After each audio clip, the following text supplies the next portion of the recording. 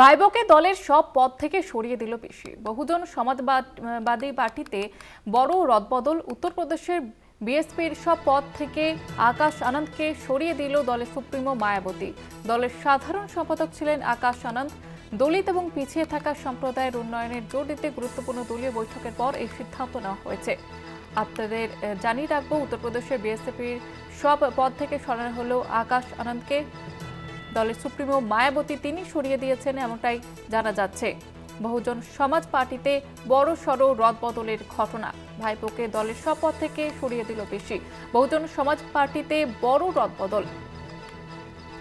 আমাদের সঙ্গে টেলিফোন লাইনে রয়েছেন আমাদের প্রতিনিধি জয়ন্ত চৌধুরী। জয়ন্তদা, ঠিক কি কারণে এই পদ থেকে সরিয়ে দেওয়া হয়েছে? হ্যাঁ, সবচেয়ে এই মুহূর্তে একটি বড় খবর, সেটা জাতীয় স্তরেই বড় খবর। সেটা হচ্ছে ভাইপোকে তার পিসি তার সমস্ত পদ থেকে সরিয়ে দিলেন। পিসি ভাইপোকে তার সমস্ত পদ থেকে সরিয়ে দিলেন। বছর খানেক আগে ঘটা করে ভাইপোকে দলের ব্যাটন, দলের উত্তরাধিকার তিনি সঁপে দিয়েছিলেন।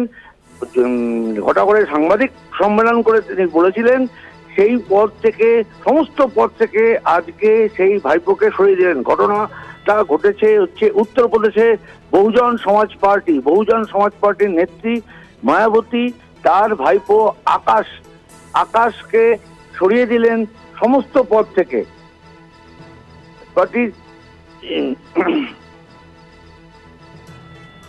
হ্যাঁ জয়ন্তদা, যেমনটা বলছেন, সমস্ত পদ থেকে তাকে সরিয়ে দেওয়া হলো এবং বলা হচ্ছে যে দলের পক্ষ থেকে বলা হচ্ছে যে একজন দলিত বা পিছিয়ে বর্গের কোনো নেতাকে তুলে এনে সেখানে করা হবে, নেতৃত্বে রাখা হবে।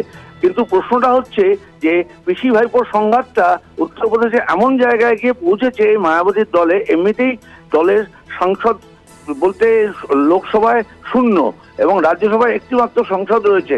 সেই অবস্থায় এই দলের ভূমিকা নিয়েই বিভিন্ন সময় প্রশ্ন উঠেছিল যে তারা সাধারণত এনডিএতেও যায়নি, আবার ইউপিএতেও ছিল না, কিন্তু পরোক্ষে সবসময় এনডিএ কে সহায়তা করে গেছে তারা ভোট কাটার ক্ষেত্রে।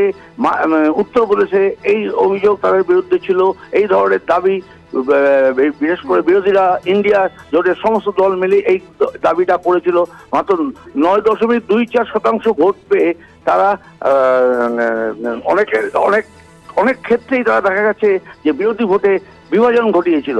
যাই হোক, সেই মায়াবতী তার ভ্রাতুষ্পুত্র